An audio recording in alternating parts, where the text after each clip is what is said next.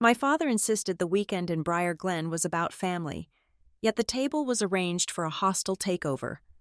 I watched as he handed his entire legacy to my brother, Grant, leaving me with nothing but a hollow title. I thought I had lost, but I didn't know the truth yet. A $5 million secret was already rotting the company from the inside out, and I was the only one who would survive the collapse. The gravel crunching beneath the tires of my rental car sounded less like an arrival and more like a warning shot. Briar Glen was beautiful in the way a funeral parlor was beautiful. The lake was a sheet of polished obsidian reflecting the overcast sky, and the trees surrounding my father's estate were manicured into submission. Everything here was controlled. Everything here was owned. I checked my reflection in the rearview mirror before killing the engine. At 33, I had mastered the art of the neutral expression. My father, Malcolm Scott, did not like emotional displays. He considered tears a breach of contract and laughter a sign of a lack of focus. I smoothed the lapel of my blazer, took a breath that didn't quite reach my lungs, and stepped out into the chill of the lakeside air. This was billed as a family weekend.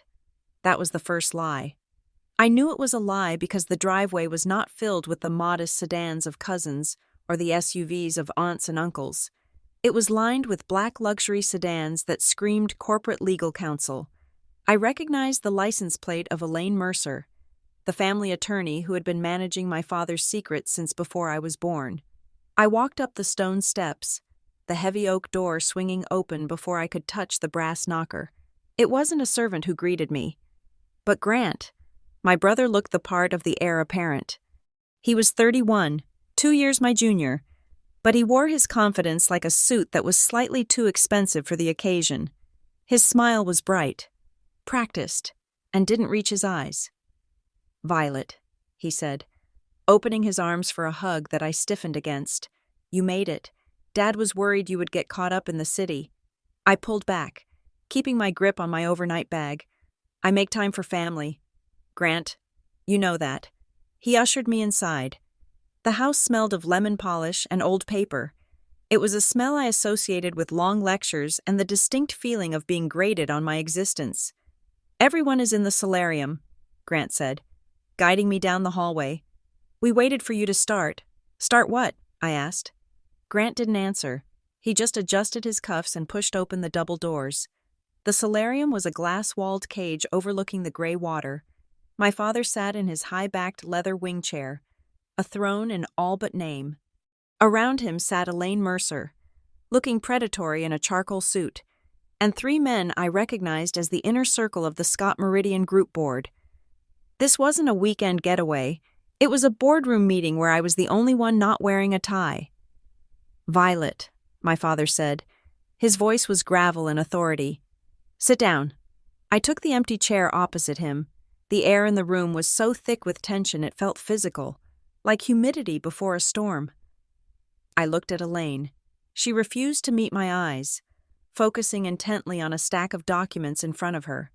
"I'll get right to it," my father said. He didn't believe in small talk. "I have been looking at the future of the company, the future of this family. You know I believe in clarity." I nodded slowly. "I know. Dad." He placed a hand on the leather folder on his lap. "I am stepping back," he said. "Not today, but soon. And I need to ensure the transition is seamless.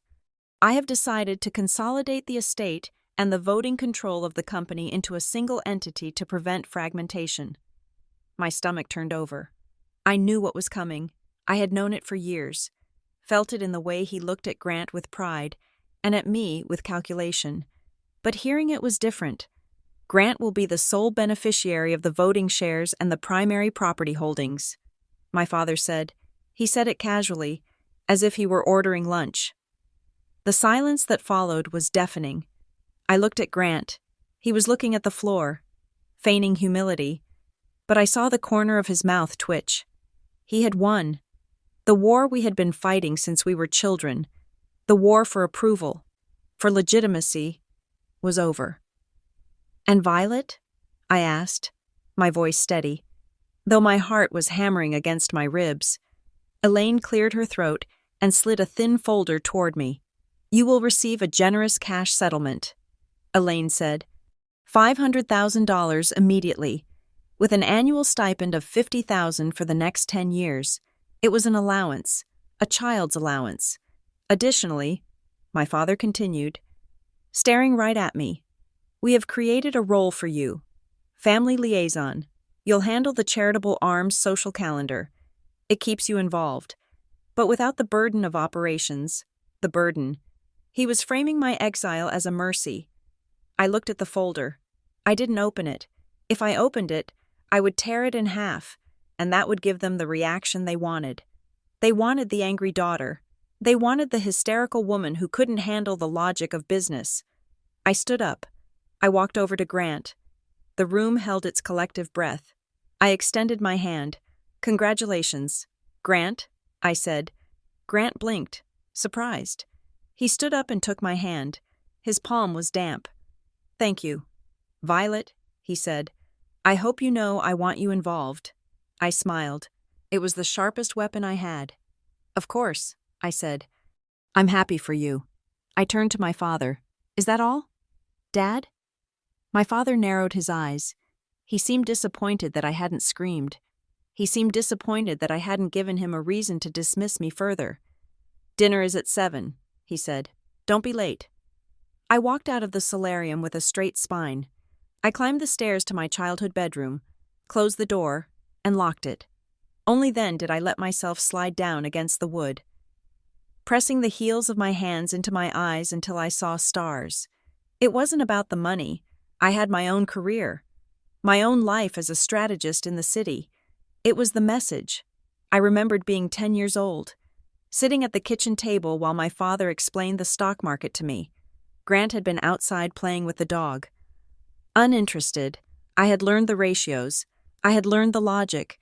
My father had patted my shoulder and said, "You have a good head on you. Violet, you are responsible." Responsible. That was the word they used to chain me. Violet is responsible, so she can handle the hard truth. Violet is responsible, so she doesn't need help. Grant is sensitive. Grant needs support. Grant needs the empire because without it, who is he? I was the draft horse. Grant was the show pony. And today, the show pony had been given the farm. I showered and dressed for dinner, choosing a black dress that was severe and sharp. I would not look like a victim. I would not look like the poor relation. When I descended the stairs, the atmosphere had shifted from business formal to forced casual. Drinks were being served in the great room. My father was holding a crystal tumbler of scotch. Standing by the fireplace, I approached the group. Accepting a glass of sparkling water from a server, I scanned the room, my strategist brain kicking in despite the grief. There was a new face, a man in his late 40s, balding, with nervous eyes that darted around the room like trapped birds. He was standing near the edge of the circle, clutching his drink with both hands. "Who is that?" I asked Elaine, who was standing near the piano. Elaine took a sip of her wine. "That is Mr. Sterling. The new CFO? New?" I asked. "Since when?" "Since last week," Elaine said. "The previous CFO retired abruptly. Health reasons." I watched Mr. Sterling. He wasn't mingling. He was watching my father. Every time my father laughed or spoke, Sterling flinched slightly. He looked like a man waiting for a bomb to go off. I moved closer to the fireplace.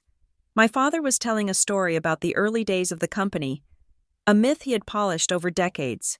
"We built this on trust," my father said, raising his glass. On the word of a Scot, I watched his hand. The crystal tumbler trembled. It was subtle, a micro-vibration in the liquid amber. But it was there, my father, whose hands had been steady enough to perform surgery on a balance sheet for 40 years, was shaking. He brought the glass to his lips quickly, masking the tremor with the motion of drinking. I looked at Grant. He wasn't watching Dad. He was watching the new CFO. His gaze hard and warning. Something was wrong. Dinner was an exercise in torture. We sat at the long mahogany table, the 5 of us spaced out like islands. The conversation was stilted. Grant tried to talk about the new acquisitions in the tech sector, but he mixed up his terminology. I corrected him without thinking. It is not a vertical integration if you don't own the supply chain. Grant, I said quietly, that is just a partnership. Grant's face flushed red. My father slammed his hand on the table. The silver rattled. Violet, my father snapped. Stop it. Stop what? I asked. Stop undermining him. My father said, he is the CEO designate. You will show respect. I am helping him be accurate. I said, if he is going to run the company, he should know the difference. Grant needs support, not a fact-checker. My father said. I looked at my plate. The filet mignon suddenly looked like raw carnage. Support, I said. Is that what we are calling it? The rest of the meal passed in silence. When the courses were cleared, I excused myself.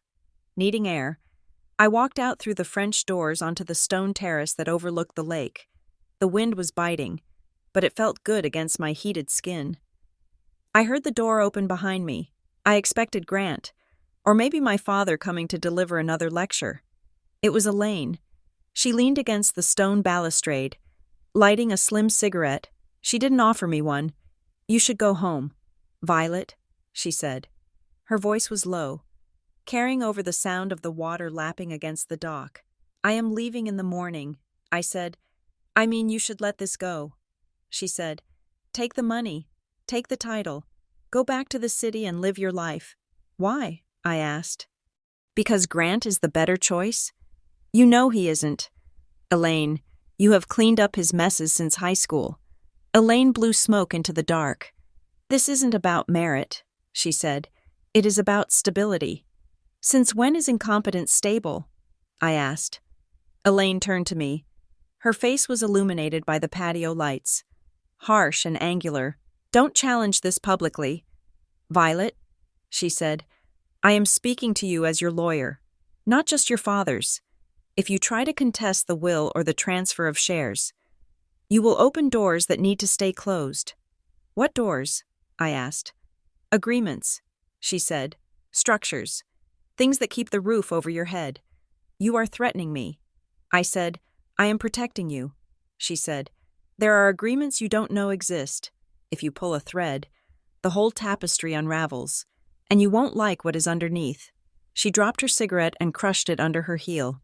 Be the good daughter. Violet, one last time. She walked back inside, leaving me alone in the cold. I stayed on the terrace for a long time, watching the moon struggle through the clouds. Agreements I didn't know existed. My father prided himself on transparency, on the simple brutality of the market. What was he hiding? I was about to go back inside when I heard voices drifting from the lower porch, near the library access. The acoustics of the stone house were peculiar. Sound traveled up the walls. I moved closer to the edge of the terrace. Looking down, I couldn't see them, but I could hear them. It was Grant, and he wasn't speaking with the polished, boardroom voice he had used all day. He sounded frantic. She is suspicious, Grant hissed. I saw her watching Sterling. She is just jealous, a deeper voice replied. I recognized it as one of the board members, maybe the head of operations. She is lashing out. If she starts asking questions, we are dead, Grant said. The desperation in his voice chilled me. If she looks at the books, she won't look at the books, the man said. She is out. Grant, you are in. It is done. We have to keep her away. Grant said, Dad promised she would go away. I stepped back from the edge, my heart racing. We are dead. Not we are in trouble. We are dead. The door to the terrace opened again. I jumped, turning around. Grant stepped out. He saw me and froze for a split second. The panic I had heard in his voice flashed across his face. Raw and terrified. Then, like a switch had been flipped. He smiled. It was a terrifying transformation. Violet, he said, his voice smooth as oil. I was looking for you. Dad wanted to open a bottle of the 1998 vintage. I stared at him. I saw the sweat on his upper lip. I saw the way his hands were clenched in his pockets. I have a headache. Grant, I said, I think I'm going to turn in. He relaxed, his shoulders dropping an inch. Oh, that is too bad. Well, get some rest. Big day tomorrow. He reached out and patted my arm. His hand was cold. Good night, sis. I went to my room, but I didn't sleep. I lay in the dark, staring at the ceiling. If she starts asking questions, we are dead. My brother was a lot of things. Spoiled, entitled, lazy, but he wasn't dramatic. He didn't use words like dead unless he felt cornered. And my father's shaking hands. The new CFO, who looked like a hostage. Elaine's warning about hidden agreements. The estate transfer wasn't a legacy plan. It was a cover-up. I woke up at dawn. The house was silent. I packed my bag quickly, driven by a primal need to get away from the toxicity of this place. I went downstairs to get coffee before hitting the road. My father was already in the kitchen. He was wearing his robe, staring out the window at the gray lake. He looked smaller than he had the day before. Older. You are leaving, he stated, not turning around. There is nothing for me here. Dad, I said, you made that clear. He turned to face me. His eyes were red-rimmed. You have always been independent. Violet, he said, since you were a little girl, you never needed me to hold your hand. Is that why you cut me out? I asked. Because I am strong? Your brother needs stability, he said. You don't. You can survive anywhere. Grant needs the structure. You are sacrificing the company to save his ego. I said, I am doing what a father does, he snapped. I am protecting the one who cannot protect himself. At my expense. I said. He walked over to me. For a moment, I thought he might hug me. Instead, he gripped my shoulders. His hands were shaking again. Violet, listen to me. Take the money. Live your life. Be happy. Do not look back. It sounded like a plea. I pulled away from him. Goodbye. Dad. I grabbed my coffee cup and walked into the dining room to retrieve my keys from the sideboard. The room was empty. The long table cleared of last night's wreckage. As I reached for my keys, the side door opened. It was the operations manager, the man I had heard speaking to Grant the night before. He froze when he saw me. Ms. Scott, he said, clutching a sheaf of papers. I didn't know you were down here. I'm just leaving. I said. He nodded, flustered. He walked past the table, his hip bumping against the edge. He dropped a folded piece of paper. It looked like a sticky note attached to a memo. He didn't notice. He kept walking, disappearing into the kitchen to find my father. I looked at the paper on the mahogany table. I shouldn't look. I should just leave. I looked. It was a yellow square, hastily scrawled in black ink. The handwriting was jagged, urgent, silent. 5.1 million won't renew. They are pulling out Friday. My breath hitched. 5.1 million. That wasn't a rounding error. That was a massive chunk of liquidity for a company our size. And silent? We didn't have silent partners. The Scott Meridian Group was a family-owned entity. We prided ourselves on it. I heard footsteps coming back from the kitchen. I snatched my keys. I looked back at the note, intending to grab it, to have proof. But the table was bare. I blinked. I looked around. Had I imagined it? No. The operations manager was standing in the doorway, staring at me. His face was pale. His hand was in his pocket. He had swiped it back while I was distracted by the realization. Safe travels. Mrs. Scott, he said. His voice was flat. I looked at him. I saw the fear in his eyes, mirroring the fear I had seen in Grant's. Thank you, I said.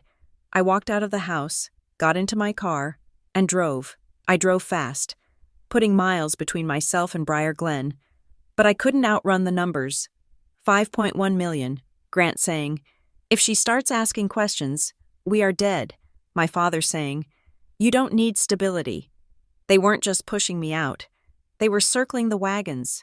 The ship was sinking, and they had just thrown me onto the lifeboat without telling me why. I gripped the steering wheel until my knuckles turned white. They thought they had saved me. They thought they had silenced me. But they had forgotten the one thing they had praised me for since childhood. I was responsible, and I was going to find out exactly what they had done to my inheritance. Harbor City was a fortress of steel and glass, a place where people came to reinvent themselves or, in my case, to hide in plain sight. My apartment was on the 42nd floor, a hermetically sealed box of white walls and mid-century modern furniture that I kept meticulously clean. It was the antithesis of the sprawling, clutter-filled history of Briar Glen. Here, I controlled the lighting, the temperature, and the silence. I had spent the last 3 days trying to convince myself that I was fine. I sat at my desk, staring at the triple monitors that displayed the strategic roadmaps for my current clients, a tech startup in Austin and a logistics firm in Seattle. I moved tiles around on a project board. I answered emails with precise, actionable bullet points. I drank coffee that cost $6 a cup and tasted like burnt hazelnuts. I was performing the role of Violet Scott, successful strategist, independent woman, unbothered exile. But my mind was still in that dining room. I could still hear the clink of silverware on china and the desperate whisper of my brother on the porch. If she starts asking questions, we are dead. I tried to push it away. I told myself it was drama.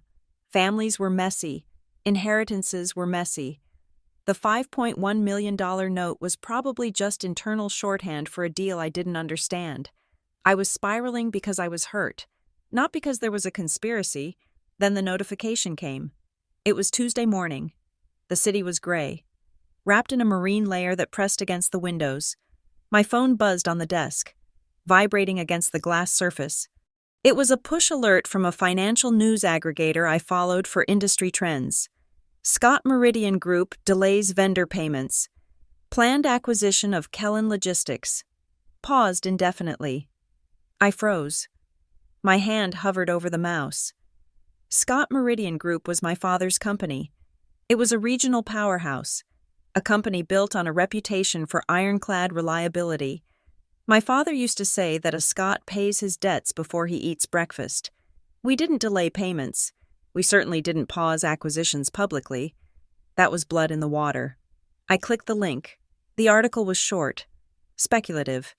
It cited anonymous sources claiming that suppliers for the manufacturing division hadn't been paid in 60 days. The pause on the Kellen acquisition, a deal Grant had been bragging about for 6 months, was attributed to unforeseen liquidity assessments. Liquidity assessments, that was corporate speak for we ran out of cash. I felt a cold flush spread through my chest. The note. Silent. 5.1 million won't renew. They are pulling out Friday. Friday had passed. The money was gone. And now the walls were shaking. I didn't think. I just reacted. I grabbed my phone and dialed Elaine Mercer. She answered on the second ring. Her voice clipped and professional. Violet, I am in a meeting. The news. Elaine, I said, I am looking at the screen. Vendor payments delayed? The Kellen deal paused? What is going on? There was a pause on the line. I could hear the rustle of papers, the sound of a heavy door closing. She had stepped out of the room. These are standard operational adjustments. Violet, she said. Her voice was too smooth. It lacked the sharp edge of truth I was used to. The market is volatile. We are just reallocating resources to ensure the balance sheet stays healthy. Bullshit. I said. I let the word hang there. Dad would never delay vendor payments. He considers it a moral failing. Is this Grant? Did Grant screw up the cash flow? Violet, Elaine said, and her tone shifted. It dropped an octave. It wasn't the voice of the high-powered attorney anymore. It was the voice of the woman who had watched me grow up. This is not your matter anymore. You are not an officer of the company.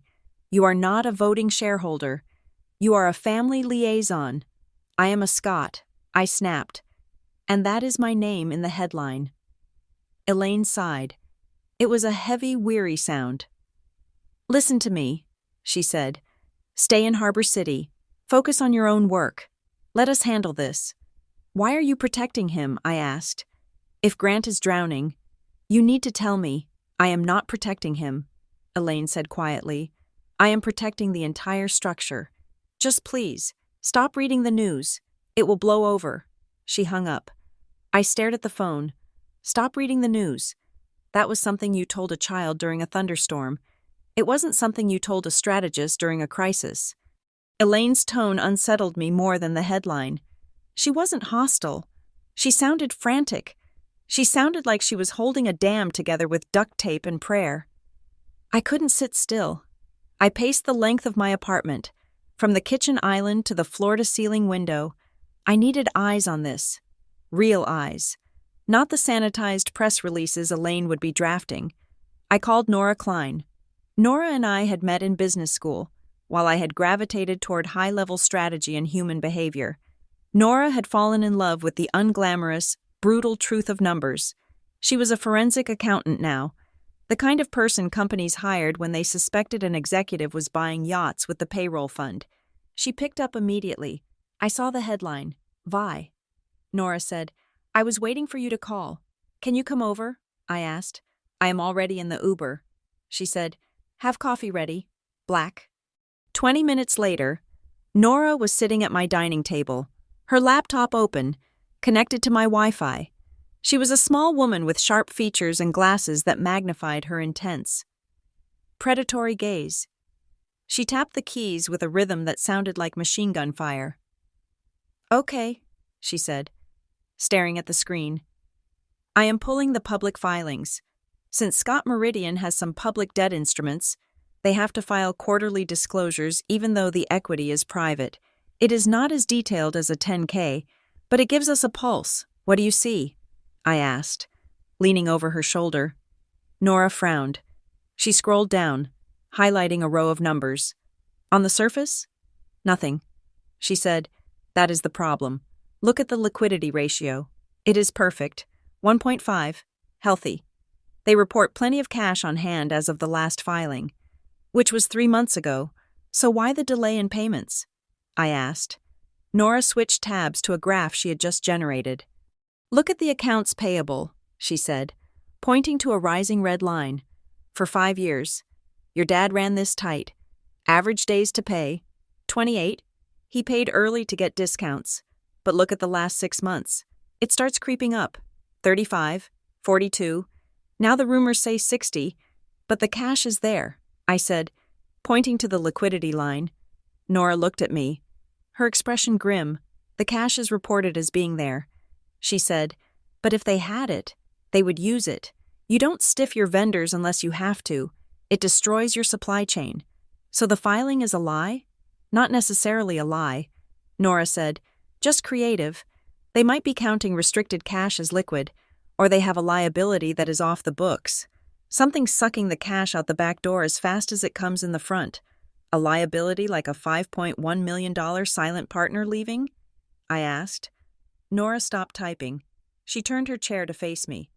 "You didn't mention a partner." I told her about the weekend. I told her about the note, the operations manager's fear, Grant's whisper. 5.1 million, Nora repeated. She did a mental calculation. For a company with Scott Meridian's revenue, 5 million isn't fatal. It hurts, but it shouldn't cause a systemic freeze like this. Unless what? Unless that 5 million wasn't an investment. Nora said, unless it was a backstop, a guarantee that allowed them to borrow 10 times that amount. If the backstop disappears, the banks call the loans. I felt sick. They are over-leveraged. I said. Nora nodded. And if they are hiding it, they are cooking the books to keep the lenders happy.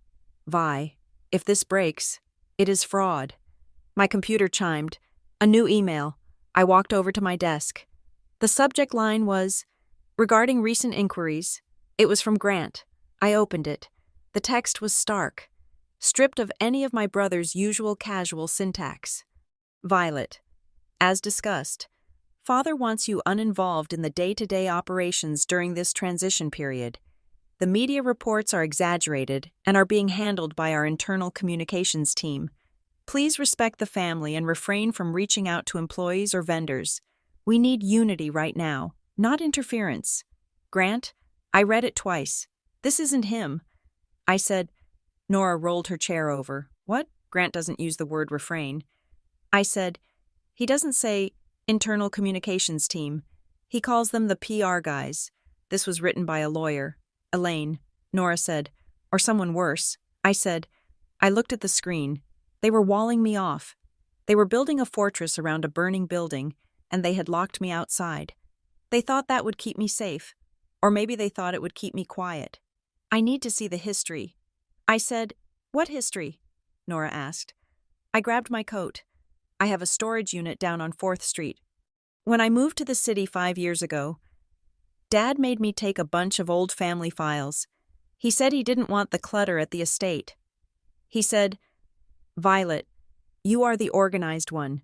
You keep the archives." I looked at Nora. I never looked at them. I just boxed them up and paid the monthly fee. Nora stood up and closed her laptop. "Let's go," she said. The storage facility was a concrete labyrinth that smelled of damp cardboard and industrial cleaner. My unit was on the 3rd floor, a 5x5 metal closet. I keyed in the code, and the roll-up door rattled open with a screech that echoed down the hallway. It was piled high with the detritus of my 20s. Textbooks, winter coats I never wore, a broken lamp, and in the corner, 3 plastic bins marked Scott Estate. I dragged them out into the hallway under the flickering fluorescent light. Nora sat cross-legged on the concrete floor, pulling out manila folders. "These are old," she said. "Tax returns from 10 years ago. Property deeds for the lake house. Keep digging." I said, "Look for the corporate structure. Look for the loans." We spent an hour sifting through the paper. My hands were gray with dust. I was about to give up, to assume that the smoking gun was digital and deleted, when I found the binder. It was a blue 3-ring binder, the cheap kind you buy for school. The spine label was handwritten in my father's blocky script. Structure Drafts 2015. I opened it. The first page was a handwritten note on yellow legal paper, clipped to the inside cover. My father's handwriting again. "Don't copy. Originals only." Why would he write that? I whispered. I turned the page. It was a capitalization table, a breakdown of who owned what. But it wasn't the clean, 50-50 split between Dad and the trust that I had always been told about. There was a third entity, North Pine Holdings. I ran my finger down the column. In 2015, North Pine Holdings held 15% of the equity. I turned the page to the next year. North Pine was gone. The equity had returned to the trust. I turned another page, a loan agreement from 2 years ago. The lender wasn't a bank, it was North Pine Holdings. Secured by... I squinted at the fine print. Secured by the voting shares of Scott Meridian Group. Nora, look at this. Nora scrambled over on her knees. She scanned the page, her eyes widening. "North Pine Holdings," she muttered. "It is a shell. Look, no address. Just a registered agent in Delaware. It appears and disappears." I said, flipping through the binder. "Here, it owns stock. Here, it is lending money. Here, it is listed as the beneficiary of a life insurance policy on Dad. It is a mechanism," Nora said. "It is how they move money in and out without showing it on the main books." I stared at the name. North Pine. The estate in Briar Glen was surrounded by pine trees. The North Woods. It was a name my father would choose. Simple, rustic. This links the estate to the debt. I said, if North Pine is the lender, and the estate is the collateral, then if the company defaults, Nora finished. North Pine takes the estate. But who is North Pine? I asked. If Dad controls it, he is lending money to himself. That is pointless. Unless he doesn't control it, Nora said. Unless North Pine is the silent partner. The 5.1 million. I closed the binder. The snap of the rings sounded like a gunshot. If North Pine pulls the plug, I said, they don't just lose cash. They lose the shares. They lose the company. And Grant gets nothing, Nora said. And you get nothing. I didn't care about the nothing. I cared about the deception. My father had stood in that solarium and told me he was securing the legacy. He had looked me in the eye and lied. The legacy was already pawned. I need to call him. I said, now? Nora asked. He won't answer. He will answer me, I said. I walked out of the facility, into the cool evening air. I sat in my car, the binder on the passenger seat like a passenger. I dialed my father's private cell number. It rang 4 times. I was about to hang up when the line clicked open. Violet? His voice sounded terrible. It was thin, reedy. The gravel was gone, replaced by a rasp that spoke of exhaustion deep in the bone. Dad, I said. It is late, he said. You should be sleeping. I can't sleep. Dad, I saw the news. Silence. It is just noise. Violet, the market is skittish. Don't lie to me. I said. My voice wasn't angry. It was just tired. I found the binder. Dad, the one you made me keep. I know about North Pine. The silence on the other end stretched out. Heavy and suffocating. I could hear his breathing. It was ragged. Dad? Violet, he whispered. I am tired. The vulnerability in those 3 words broke my heart. My father never admitted fatigue. He was a machine. Please don't do this, he said. His voice cracked. Please just stay away. Let us fix it. Fix what? I asked. The debt? The silent partner leaving? Dad, tell me the truth. Is the estate gone? You don't understand. He said, You don't know what I promised. Promised who? I asked. Who is North Pine? He didn't answer. I heard a sound in the background. A door opening. A muffled voice. Maybe Grant. Maybe the nurse. I have to go, he said. Violet. Yes? I am sorry. The line went dead. I lowered the phone. I sat there in the dark parking lot, staring at the dashboard. I am sorry. He hadn't denied it. He hadn't roared at me for snooping. He hadn't threatened to cut me off. He had apologized. That terrified me more than anything else. My father only apologized when there were no moves left. I looked at the binder. I looked at the city skyline in the distance. I could walk away. I could take Elaine's advice. I had a career. I had savings. I could let the Scott Meridian Group collapse, let Grant go down with the ship, and watch from the shore. It was what they deserved. They had lied to me, manipulated me, and cast me aside. But then I heard his voice again. You don't know what I promised. It wasn't anger driving me now. It was fear. Not for myself, but for him. He sounded cornered. He sounded like a man who was watching his life's work turn into a trap. And Grant? Grant was an idiot, but he was my brother. He was walking into a minefield thinking it was a garden party. I couldn't attack them. If I attacked, they would turtle. They would shred documents. They would lie harder. I had to verify. I had to get inside. I started the car. I didn't drive home. I drove to the airline terminal on my phone. I booked a flight to the regional airport near Briar Glen for the next morning. I dialed Grant. He went straight to voicemail. Grant, I said to the recording, I got your email. I understand. I want to help. I am coming down tomorrow, not to interfere, but to help you manage the transition. I will handle the social calendar. Just like Dad wanted. I will be the good sister. See you soon. I hung up. I wasn't going to be the good sister. I was going to be the auditor. I glanced at the binder one last time. North Pine Holdings. I was going to find out who was holding the leash. And if I had to burn the company down to cut my father free, then I would strike the match myself. But first, I had to get back in the house. I pulled out of the parking lot, the tires screeching slightly on the pavement. The game had changed. They thought they were playing for money. I realized now we were playing for survival.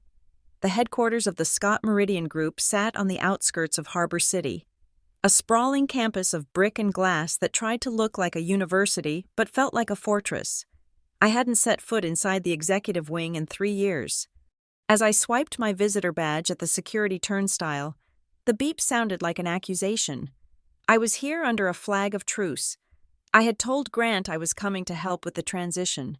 I had told my father I was accepting my role as the family liaison. It was the only way to get back inside the perimeter. I took the elevator to the 4th floor. The air conditioning was set to a temperature that felt designed to keep people awake. The carpet was plush, absorbing the sound of my heels, making my approach silent. I found Grant in the corner office that had been earmarked for him since he was 25. The door was open. He didn't hear me come in. He was standing by the window, staring out at the employee parking lot. His suit jacket was draped over his chair, and his dress shirt was wrinkled at the back, as if he had been sitting in the same position for hours. "Grant?" I said. He jumped. He spun around, his hand knocking over a stack of file folders on his desk. Papers slid across the mahogany surface. "Violet," he said, breathless. "You startled me." I walked in and closed the door behind me. I knocked.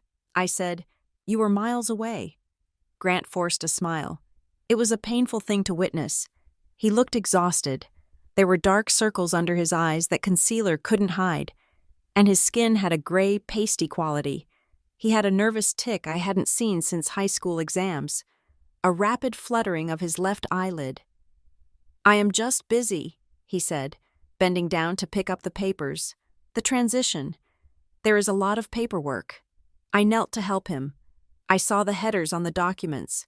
Vendor dispute, supply chain interruption, urgent. I handed them back to him. "I am here to help." "Grant," I said, "remember? Dad wanted me to take the social burden off your plate. But to do that, I need to understand the landscape." Grant shoved the papers into a drawer and locked it. The click was loud. "Right," he said. "The social calendar, the charity stuff. And the estate structure," I added gently. "If I am going to explain the succession to the donors and the board wives, I need to know the timeline. When do the shares transfer? How is the trust allocating the dividends?" Grant walked behind his desk, putting the barrier of wood between us. He picked up a pen and started clicking it. Click, click, click. "It is complicated. Violet, Dad is handling the legal side. Dad is tired." I said. I heard it in his voice. "Let me handle the paperwork. Just give me the basics. Updated financials, the trust summary, the transfer timeline." Grant stopped clicking the pen. His eyes darted to the closed door of the conference room across the hall, then to the office next door, where the general counsel sat. "I don't have them handy." He lied. "You are the CEO designate. Grant, you have everything handy." He rubbed his face with both hands. "Sterling has them," he said. "The new CFO. He is compiling a data room for the transition. Ask him." I looked at him. He was vibrating with anxiety. He wasn't guarding the secrets because he wanted power. He was guarding them because he was terrified of what was inside them. "Okay," I said. "I will go ask Sterling." I walked out of his office. I didn't go to Sterling immediately. I walked a lap of the floor. The atmosphere was wrong. Usually, this floor hummed with the quiet confidence of deal-making. Today, it felt like a hospital waiting room. People were speaking in hushed tones. When they saw me, they stopped talking abruptly and pretended to look at their phones. I found Mr. Sterling in his office. He was a small man who seemed to shrink under the fluorescent lights. When I entered, he looked like he might dive under his desk. "Ms. Scott," he said, standing up, "I wasn't expecting you." "Grant sent me," I said, keeping my voice breezy. "I need the onboarding packet. Financials, trust structure, estate timeline, just the standard view." Sterling swallowed hard. His Adam's apple bobbed. I can't do that." "Ms. Scott, why not?" I asked. "My brother just authorized it." Sterling looked at his computer screen, then at the door, then at his shoes. "Mr. Scott, your father, gave specific instructions. No documents leave this office without his direct signature, not even to family." I stepped closer to the desk. "Grant is the future CEO," I said. "He told me to get them from you.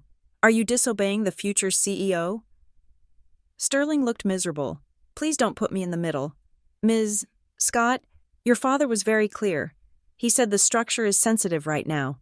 Sensitive. That was the word people used when they meant broken. I didn't push him. I could see he was just a soldier following orders. "Fine," I said. "I will wait for Dad to sign off." I left Sterling's office and headed toward the break room. I needed coffee, and I needed to think. As I turned the corner, I nearly collided with a man carrying a box of printer toner. "Whoa there, easy," he said. I looked up. It was Daryl Mott. Daryl had been with the company since before I was born. He was the facilities manager, A man who knew where every skeleton was buried because he had built the closets. He had gray hair, a face like worn leather, and eyes that missed nothing. "Violet?" he said, a genuine smile breaking across his face. "I heard you were back. Hi, Daryl." He put the box down on a filing cabinet and wiped his hands on his work pants. "They got you strictly on the party planning committee." "Huh?" he asked, his voice low. "Something like that." He snorted. "Waste of talent. I remember 5 years ago. The supply chain crisis in Vietnam." I smiled. That had been my project. I had spent 3 weeks in a factory, sleeping on a cot, renegotiating contracts while Grant was on a ski trip. "We fixed it." I said. "You fixed it," Daryl corrected. "Your dad knew it, too. He trusted you with the ugly work." The phrase stuck in my mind. The ugly work. "He might need you again," Daryl said, his expression turning serious. "Even if he won't admit it, things are weird." "Weird how?" I asked. Daryl leaned in. "We canceled the landscaping contract for the headquarters yesterday. 20 years we have used the same guys. Canceled. Effective immediately. To save $4,000 a month." He shook his head. "When you are cutting the grass budget at a $500 million company. You aren't trimming fat. You are bleeding." He picked up his box. "Good to see you, Violet. Keep your eyes open." I watched him walk away. Ugly work. My father didn't protect me because I was weak. He protected Grant because Grant was weak. He kept me away because he knew that if I saw the mess, I wouldn't just clean it up. I would ask how it happened. I needed to understand the mess. I found an empty conference room and set up my laptop. I didn't need the internal server to find the breadcrumbs. I had the binder in my car, and I had the name, North Pine Holdings. I called a contact I had in commercial lending, a woman named Sarah who owed me a favor from my consulting days. "Sarah, I need a favor." I said, "I need you to run a credit search on an entity called North Pine Holdings, Delaware Reg. Give me 5 minutes," she said. I waited. Staring at the whiteboard, someone had erased a diagram, but the faint ghost of the marker remained. It looked like a flowchart, arrows pointing down. Sarah called back in 4 minutes. "It is a ghost. Violet," she said. "No employees, no revenue. But it has a credit history. Go on. It is a guarantor vehicle," she said. "It doesn't hold assets. It holds a single, massive letter of credit. $5.1 million. Issued by the Meridian Foundation." "The foundation?" I asked. "Our charitable arm?" "Yeah," Sarah said. "It looks like the foundation posted a bond to North Pine, and North Pine used that bond to secure a revolving line of credit for, let me see, Scott Meridian Group." I closed my eyes. It was a circle, a loop. The charitable foundation, which was supposed to be separate, had secretly funded a shell company. That shell company had acted as a silent partner, guaranteeing the company's debts. "This is why it was silent," I whispered. "It is illegal self-dealing. If the foundation pulled the bond, then North Pine collapses." Sarah said, "And if North Pine collapses, the bank that issued the credit line to Scott Meridian calls the loan immediately, and the loan is probably 10 times the size of the bond." I said, "50 million?" Sarah said, "The exposure is 50 million. I thanked her and hung up. My hands were cold. My father had used the charity to prop up the business. It was a house of cards, built on good intentions and bad ethics, and now the foundation was pulling out. Why? I packed up my laptop and went looking for Elaine Mercer. She was in the law library on the 2nd floor, reviewing a stack of contracts. She looked up when I entered, her glasses perched on the end of her nose. "Violet," she said, "I told you to stay in Harbor City. I know about North Pine." "Elaine." She froze. She carefully took off her glasses and placed them on the table. "I know the foundation backed it," I continued, keeping my voice steady. "I know it is a $50 million exposure, and I know the foundation is pulling the plug." Elaine rubbed her temples. "You were always too smart for your own good." "Why are they pulling out?" I asked. "The foundation board is handpicked by Dad. Why would they kill the company?" They aren't doing it voluntarily, Elaine said softly. The foundation is under audit. The IRS flagged an irregularity in an unrelated grant. If they find the North Pine arrangement, they lose their tax-exempt status. The board had to sever ties immediately to survive the audit, so the company dies so the charity can live. I said, "That is the calculation," she said. I sat down opposite her. "Does Grant know?" "He knows we lost the partner." Elaine said, "He doesn't know the mechanics. He doesn't know it was the foundation. And Dad?" Elaine looked away. "Your father is struggling. Where is he?" "Elaine? I haven't seen him all day.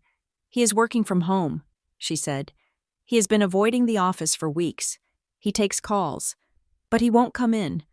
That wasn't struggling. That was hiding. Malcolm Scott lived for this office.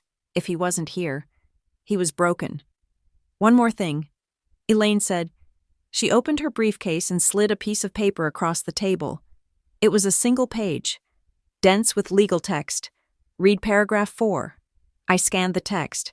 It was a draft of the dissolution agreement for North Pine. Paragraph 4. Non-disparagement and confidentiality. Any public disclosure of the relationship between the guarantor and the beneficiary shall constitute a material breach, resulting in immediate acceleration of all outstanding liabilities and a penalty of 10% of the principal." I looked up at her. "If we talk about it, we owe an extra $5 million? And the creditors can sue the directors personally," Elaine said, "including your father, and potentially Grant. This is a gag order." I said, "It is a survival strategy." Elaine corrected, "That is why I told you not to challenge the estate. If you file a lawsuit, this comes out in discovery. If this comes out, the company is insolvent, and your father goes to jail for fraud." She leaned forward. "Do you understand now? You aren't being cut out because we hate you. You are being cut out because you are the only one who isn't liable yet." I stared at the paper. They were protecting me from the fallout. But they were also leaving me penniless while they tried to outrun an avalanche. I walked out of the law library. I felt heavy, burdened with the truth. But there was still one piece missing: the estate, the $50 million loan. If the company couldn't pay it, the banks would seize assets. But the company didn't have $50 million in assets. It was a service business. What was the collateral? I left the building. I got in my car and drove into town. I didn't go to the big National Bank branch on Main Street. I went to the First Merchants Bank of Briar Glen, a small brick building with a single ATM out front. This was where my grandfather had opened the first Scott account. This was where my father played golf with the branch president. I walked in. The teller recognized me. "Miss Scott, we haven't seen you in ages." I smiled. It was my best family reunion smile. "I am in town helping Dad." I said, "He sent me to check on something in the safe deposit box. He forgot his key." The teller hesitated. "Oh, well, normally." I leaned in. "He is having a rough day," I whispered conspiratorially. "The transition is stressful. I would hate to have to call him and have him come down here." The teller melted. "Of course. Let me get the manager. Mr. Henderson will help you." Mr. Henderson was a man who wore suspenders and smelled of peppermint. He ushered me into the vault. I didn't need the safe deposit box. I needed the loan file. "Mr. Henderson," I said, while he was fumbling with the keys. "Dad mentioned we needed to renew the insurance on the collateral for the credit line. He couldn't remember which properties were listed on the schedule." Mr. Henderson nodded. "Right, the master line. Let me pull that up for you."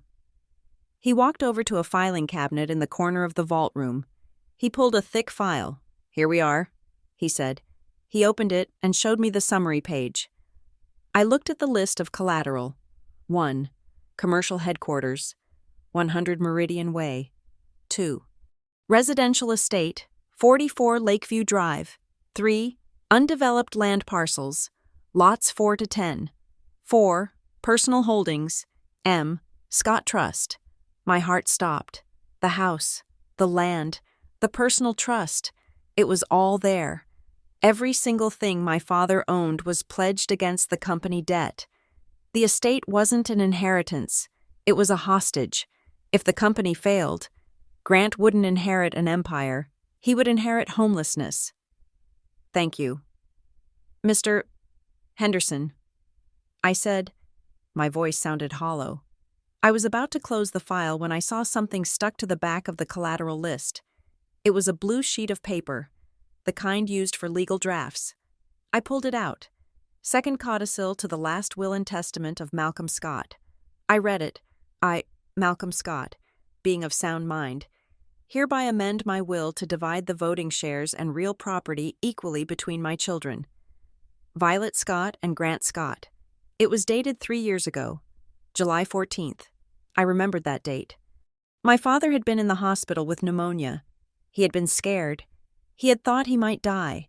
In that moment of mortality, he had wanted to be fair. He had wanted to split it down the middle. I looked at the bottom of the page. The signature line for Malcolm Scott was empty. The witness lines were blank. He had drawn it up. He had held the pen, and he hadn't signed it.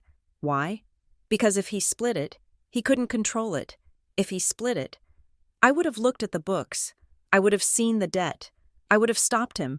He didn't sign it because he needed a puppet, not a partner. I put the paper back. I thanked Mr. Henderson and walked out into the sunlight. It felt blinding. I drove back to the headquarters. It was late now, almost 7 in the evening. Most of the cars were gone. Grant's car was still there. I walked up to the 4th floor. The office was dark, except for the light spilling from Grant's doorway. I walked in. Grant was sitting on the floor. He had taken off his jacket and tie. He was surrounded by piles of paper. He looked like a child who had built a fort and realized it was made of kindling. "Violet," he said. Looking up, "I can't find the Q3 report. Stand up." "Grant." He looked at me, confused by my tone. "What?" "Stand up." He stood up slowly, bracing himself against the desk. "Did you know?" I asked. "Know what?" "Did you know the estate is leveraged? Did you know the house? The land? Everything is collateral for the debt?" Grant blinked. I knew there was some debt.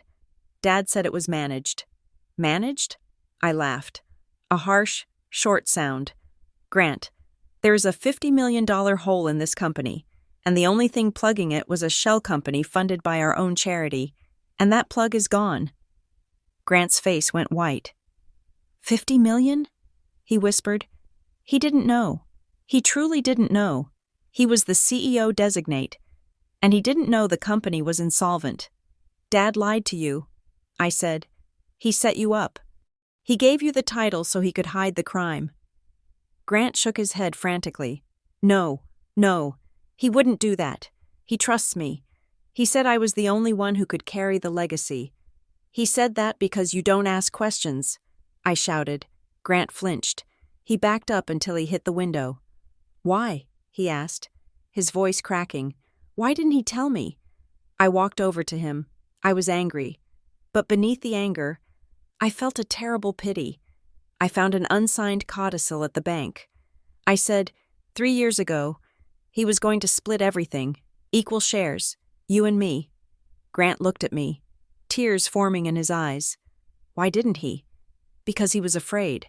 I said, Grant let out a sob. He told me why he cut you out.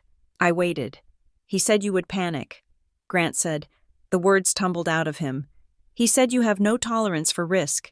He said if you knew how close we were to the edge, you would ruin everything. You would call the regulators. You would shut it down. I stood there, stunned. He didn't think I was weak. He thought I was ethical. He thought I would ruin everything by exposing the fraud. He cut me out not because I couldn't handle the business, but because I wouldn't stomach the lie. So he gave it to me. Grant whispered, because I would believe him. Yes, I said softly, because you would believe him. Grant slid down the wall until he was sitting on the floor again. He put his head in his hands. What do we do? Vi, we are dead. If the bank finds out, we are not dead, I said. I knelt down in front of him. I took his hands. They were shaking. We are in trouble, deep trouble, but we are not dead. I looked at the scattered papers. We have to stop the transition, I said. We have to freeze the estate transfer. Dad won't let us. Grant said, "Dad doesn't have a choice," I said, "because if he transfers the shares to you now, while the company is insolvent, it is fraudulent conveyance. He goes to prison, and you go with him." Grant looked at me with wide, terrified eyes. "I am not going to let that happen," I said. I stood up. "Get your coat." "Grant, where are we going?" "We are going to Malcolm's house. We are going to have a board meeting. A real one." Grant stood up. He looked at me, and for the first time in his life, he didn't look at me with jealousy or condescension. He looked at me like I was the only solid thing in the world. "Okay," he said. We walked out of the office together. The building was silent around us. A tomb of ambition, but as we stepped into the elevator, I felt a strange sense of clarity. My father had spent his life building a myth. Now, his children were going to have to dismantle it to save him. I pressed the button for the lobby. I was done being the family liaison. I was the strategist, and I had a war to win. I sat in the small study of the guest house I was renting on the edge of town, surrounded by the ghosts of public record. The temptation to cross the line was a physical weight in the room. I knew Grant's passwords. I knew the answers to my father's security questions. The name of his first dog. The street where he met my mother. It would have been so easy to log into the corporate server, download the board minutes, and have the smoking gun in my hand within 10 minutes. But I did not do it. If I stole the documents, I became a thief. If I hacked the server, I became a criminal. My father and Elaine would use that against me. They would paint me as the bitter, unstable daughter who lashed out and broke federal laws to destroy the family legacy. I would lose my license, my reputation, and my leverage. I had to be cleaner than they were. I had to be the surgeon, not the butcher. So I built the case the hard way. I used the binder I had retrieved from storage. I used the county clerk's online database for property liens. I used the Uniform Commercial Code filings that were public record for anyone who knew where to look. I worked through the night, fueled by black coffee and a cold. Sharp anger. I created a timeline on a large sketchpad. In 2019, Grant had spearheaded the acquisition of a logistics startup called Velocity. It was his big project, the proof that he was a visionary. The press release had been glowing. 6 months later, Velocity had quietly ceased operations. The company line was that we had absorbed the technology. I pulled the UCC filings from that same month. That was when North Pine Holdings was incorporated. That was when the first influx of cash hit the Scott Meridian accounts, tagged in the public filings as miscellaneous revenue, but matching the exact debt service payments for a massive loan. I traced the property records, the lake house, the headquarters, my father's personal land trust. They had all been recollateralized within weeks of the Velocity collapse. The picture was clear. Grant had not just failed. He had burned a hole in the hull of the ship. And instead of patching it, my father had sold the engines to pay for the paint to cover the scorch marks. By dawn, I had a document that was not a theft, but a mirror. It showed exactly what they had done, using only their own public footprints. I called Elaine Mercer at 7 in the morning. "I am coming to the lake house," I said. "Bring Malcolm. Violet. He is not—" I cut her off. "I have the timeline. Elaine, I know about Velocity. I know about the liens on the estate. I am not asking for a meeting. I am telling you that if you do not open the gate, I will take this binder to the district attorney and ask them to interpret it for me." There was a long silence on the other end. 9 o'clock, she said. The lake house was a sprawling timber and stone structure that jutted out into the water, a monument to the Scott family myth.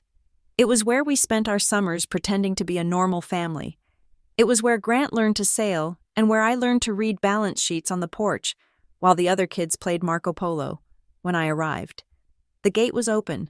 I parked next to my father's vintage Jaguar. Grant's car was there, too. I walked into the great room.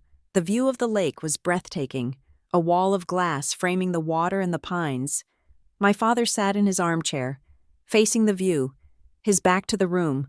Grant sat on the sofa, his elbows on his knees, his head hanging low. Elaine stood by the fireplace, her arms crossed, looking like a sentinel who had run out of ammunition. I walked to the center of the room and dropped the binder on the coffee table. The thud echoed in the high ceilings. My father turned his chair slowly. He looked 20 years older than he had a week ago. His skin was papery, his eyes sunken. "Violet," he said. His voice was a whisper. I didn't sit down. I needed the height advantage. "I know what happened in 2019. I said, "I know Grant bought Velocity. I know it was a fraud. And I know you borrowed $5 million through a shell company to cover the losses so the board wouldn't find out." Grant made a small, wounded sound. "It wasn't a fraud," Grant said, looking up with red-rimmed eyes. "The tech was real. We couldn't scale it. It was a sinkhole."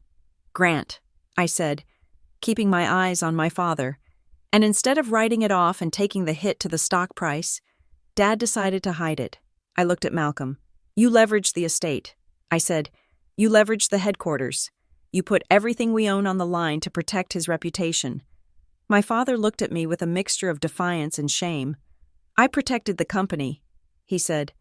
"If the market knew we had blown $10 million on a bad acquisition, the stock would have tanked. The lenders would have tightened our terms. We would have lost liquidity." "So you faked liquidity," I said. "You created North Pine. I solved the problem," he said. "You delayed the problem," I shouted. "And now the bill is due. The foundation is pulling out. Dad, the $5 million is gone. And because you used the estate as collateral, you don't just lose the company, you lose the house. You lose this house. You lose everything." My father closed his eyes. "I thought we had more time," he said softly. I looked at Elaine. "And you helped him." I said, "You drafted the papers. I structured a defense," Elaine said, her voice even but tight. "North Pine was designed to isolate the liability. It was supposed to be a temporary bridge until the revenue recovered. 5 years is not a bridge." "Elaine," I said, "it is a pier, and you ran out of wood." I turned back to my father. "Why?" I asked. The question that had been burning a hole in my chest for days. "Why did you hide it from me? I could have fixed Velocity. I could have restructured the debt back then. Legally, why did you lie?" My father looked at Grant, then at me. "Because Grant made a mistake," he said. "A young man's mistake. He was ambitious. He wanted to impress me." "And you?" I asked. "I couldn't let him fail." Malcolm said, "He is the face of this company. Violet, he has the charisma. He has the name. People like him. And people don't like me?" I asked. My father sighed. "People respect you, Violet. They fear you, but they don't. They don't forgive you." He leaned forward.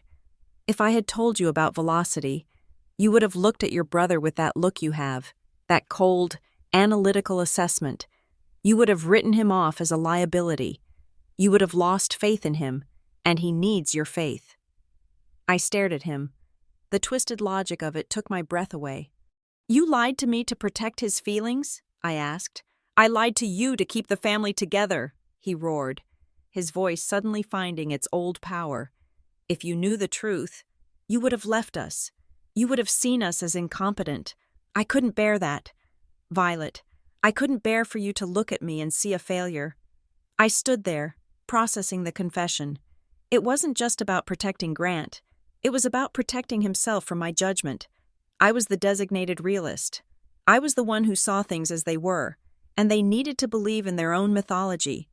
They needed to believe they were geniuses, masters of the universe. My gaze, my simple demand for competence, was a threat to their fantasy. "So you cut me out," I said. "You announced Grant was getting everything." "I had to," Malcolm said, his voice dropping again. "The collateral agreement with North Pine requires the voting shares to remain with the guarantor. Since I was moving the debt to Grant's side of the ledger to prepare for the transition, the shares had to go with him. It wasn't an inheritance. I realized aloud, it was a transfer of debt. "You gave him the estate because the estate is the mortgage," I said. Grant stood up. "I didn't know," he cried. "I thought he was finally trusting me. He was using you." "Grant," I said brutally. He needed a place to park the liability. And you were the only one dumb enough to sign the papers without reading the footnotes. Grant flinched as if I had slapped him. That is enough, Elaine said sharply. We are past the point of blame. The foundation is exiting. The note is due in 3 days. If we don't pay $5.1 million by Friday. North Pine defaults. The bank seizes the assets. The company files for bankruptcy. She looked at me. You said you wanted to help. Violet, this is the reality. What is your play? I walked to the window. I looked out at the lake. The water was calm, indifferent to the fact that the land beneath it was mortgaged to the hilt. I had a choice. I could walk away. I could leave right now, drive back to the city, and wait for the implosion. I would be safe. I would have my small trust, my career, my clean hands. I could watch them burn from a distance and tell myself justice had been done. But if I did that, I was no better than them. I would be letting the employees, people like Daryl Mott, lose their pensions. I would be letting the vendors go unpaid. I would be letting the lie win. Or I could sue. I could file an injunction today. I could freeze the assets. It would force the truth into the open, but it would also trigger the default immediately. It would be a suicide pact. I turned back to face them. I have a third option. I said. They all looked at me. My father with hope, Grant with fear, Elaine with calculation. I have enough cash in my personal holdings, combined with a bridge loan I can secure against my own portfolio, to cover a portion of the immediate call. I said, not all of it, but enough to buy us 30 days. You would do that? Grant asked, his eyes wide. I held up a hand. I am not finished. I can buy us 30 days. In that time, we sell the non-core assets, the vacation homes, the corporate jet, the art collection. My father stiffened. Not the art. Everything. Dad, I said, we strip it down to the studs. We pay off North Pine. We dissolve the shell company. We restructure the bank loans with full disclosure. It will destroy our credit rating. Elaine said, it will save the company from criminal fraud charges. I countered, and in exchange? My father asked. He knew nothing came for free. I pulled a document from my bag. I had typed it up that morning on my portable printer. I want this signed. Today, notarized by Elaine. I slid it across the table. What is it? Grant asked.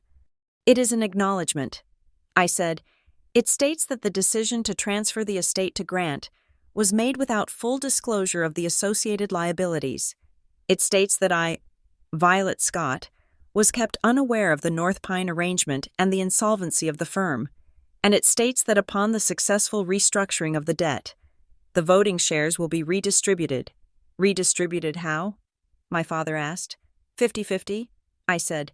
Grant and I become co-CEOs. I run operations and finance. Grant runs sales and marketing. Grant's face flushed. Co-CEO? He spat. You want to take half my company? It is not your company. Grant, I snapped. It is a corpse. I am offering to bring it back to life. I am the heir, Grant shouted. He paced the room, his hands shaking. Dad announced it. The whole world knows. If you come in now and take half, I look like a failure. I look like I needed my big sister to save me. You do need me to save you, I said calmly. Grant turned to our father. Dad, tell her. Tell her no. This is my legacy. You promised. My father looked at the document. He looked at the binder of evidence I had brought. He looked at his son, who was unraveling before his eyes. Grant, Malcolm said softly. Grant stopped pacing. She is right, Malcolm said.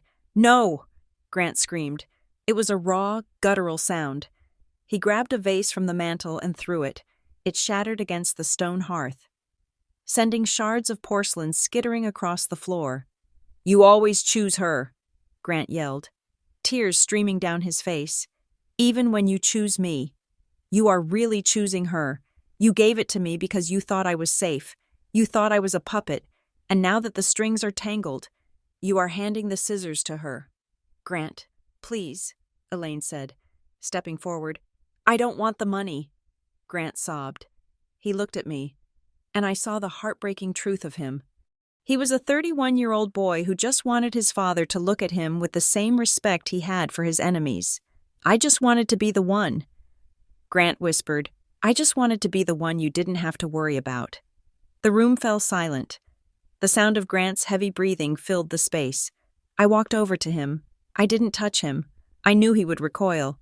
"You can be the one, Grant," I said, "but you have to be the one who fixes it, not the one who hides it. Sign the paper. We fix this together, or don't sign it, and you lose it all by Friday." Grant looked at his father. Malcolm gave a nearly imperceptible nod. Grant slumped. The fight went out of him. "Fine," he whispered. I turned to Elaine. "Notarize it." As Elaine pulled her notary stamp from her bag, she always carried it, a testament to her life of crisis management, my phone buzzed. It was a text from Sarah. "My contact at the bank. Violet, alert just hit the wire. The Meridian Foundation Board is being indicted. Federal probe into influence peddling. State. IG is freezing their assets immediately." I felt the blood drain from my face. "Elaine." I said, "Stop." She looked up, the stamp hovering over the paper. "What is it?" I looked at the phone, then at my father. "The surprise detail. The missing piece of the puzzle. You said the foundation was pulling out because of a tax audit." I said. Elaine nodded. "That is what they told us. They lied." I said, "Or you aren't telling me everything." I held up the phone. "The foundation board just got indicted. Influence peddling. They weren't just backing us for charity." "Dad, what did you give them?" My father went pale. He gripped the arms of his chair. "What did you give them?" I repeated. We advocated." He stammered. "Advocated for what?" "For zoning changes," he whispered. "For the new commercial district. The foundation's chairman owns the construction firm that won the bid. We used our political capital to push the council." I closed my eyes. "Quid pro quo. You used the company's reputation to sway local politics, and in exchange, they used the charity's money to float your debt. It wasn't illegal." Malcolm insisted weaky. "It was lobbying. It is illegal when the money comes from a non-profit to a private entity in exchange for political favors." I said, "It is bribery, Dad, and now the state attorney general is freezing their assets." I said, "Which means they can't honor the $5.1 million bond. Even if they wanted to, the money isn't just being pulled," Grant realized, his voice trembling. "It is being frozen. It means the bank that holds our line of credit will get the notification within the hour." I said, "They will see the guarantor is under indictment. They will call the loan." Elaine said, dropping the stamp. "Today, not Friday. Today. We don't have 30 days. I said, "We don't have a week." I looked at the three of them. The myth was dead. The strategy was dead. We were standing in the wreckage, and the fire was already burning. "We have until the bank opens tomorrow morning," I said. I looked at the unsigned agreement on the table. It was useless now. A restructuring plan took time. We didn't have time. "We need a shield," I said. "What kind of shield?" Grant asked. "A legal one," I said. I looked at Elaine. "We file a suit." I said. "Against who?" Elaine asked. "Against ourselves," I said. "Or rather, I file against the estate." "Violet." "No," my father said. "If I sue for mismanagement and potential fraud regarding the estate transfer, I can get a judge to issue an emergency injunction freezing all asset transfers. If the assets are frozen by a court order, the bank can't seize them. It halts the foreclosure. It buys us time." Elaine realized. The bank can't liquidate collateral that is under active litigation, but it makes it public. My father said, "It puts the whole mess in the papers. Daughter sues father. It destroys the name." "The name is already destroyed," I shouted. "You destroyed it 5 years ago. The only thing left to save is the assets." I picked up the binder. "I am going to court." I said, "I am going to save this family by attacking it. And you are going to let me." I looked at Grant. "You wanted to be the heir?" I asked. "Then stand up. Because tomorrow, you are going to have to testify that you are an idiot to save yourself from being a criminal." I turned and walked toward the door. "Violet!" my father called out. I stopped. my hand on the latch. "You said you wanted the truth," he said. His voice was breaking. "I do. Then know this," he said. "I didn't sign that codicil 3 years ago because I was afraid you would ruin the company.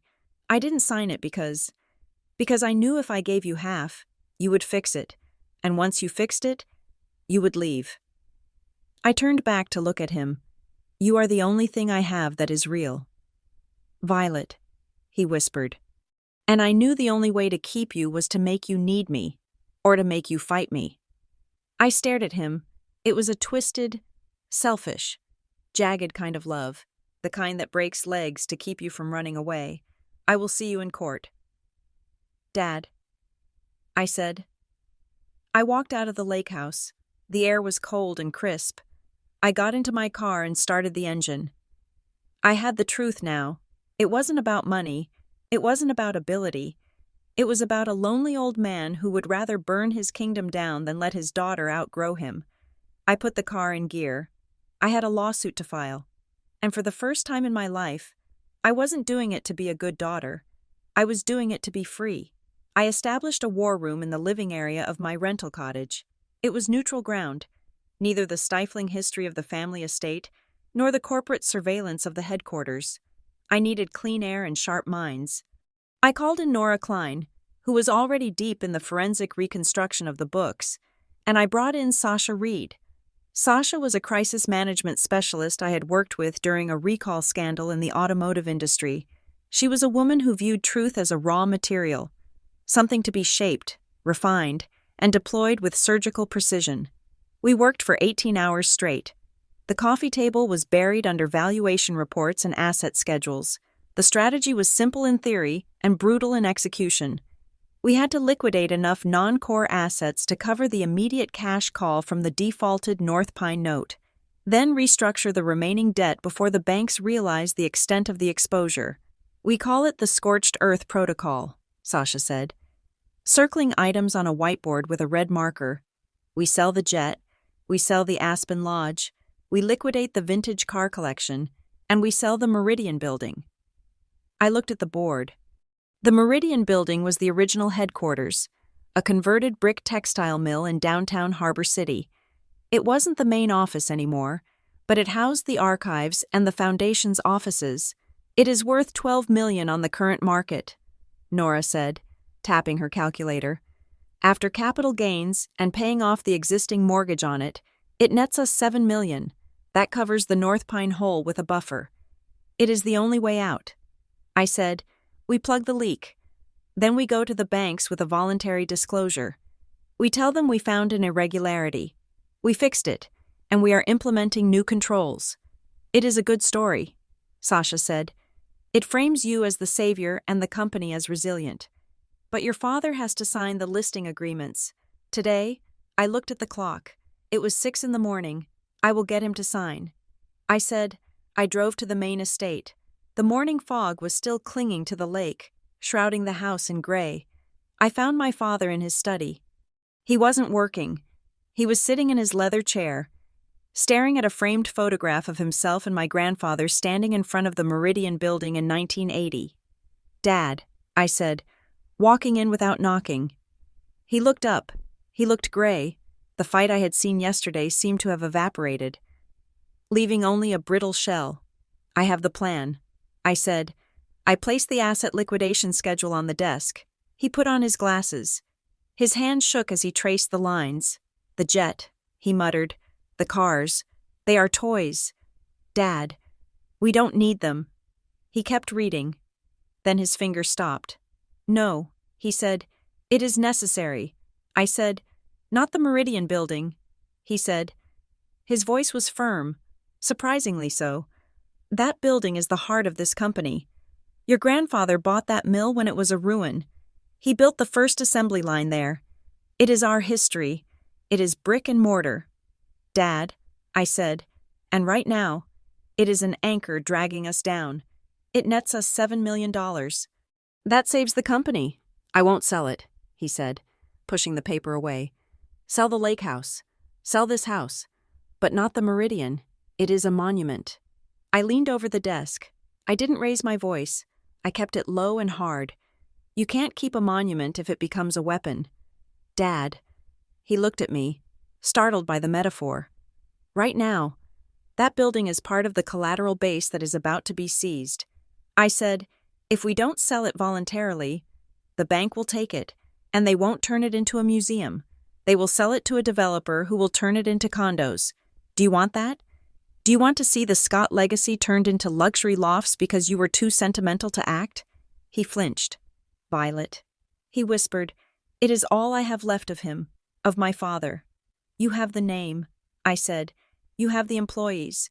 You have the work. That is the legacy. The building is just a building. I uncapped his pen and placed it in his hand.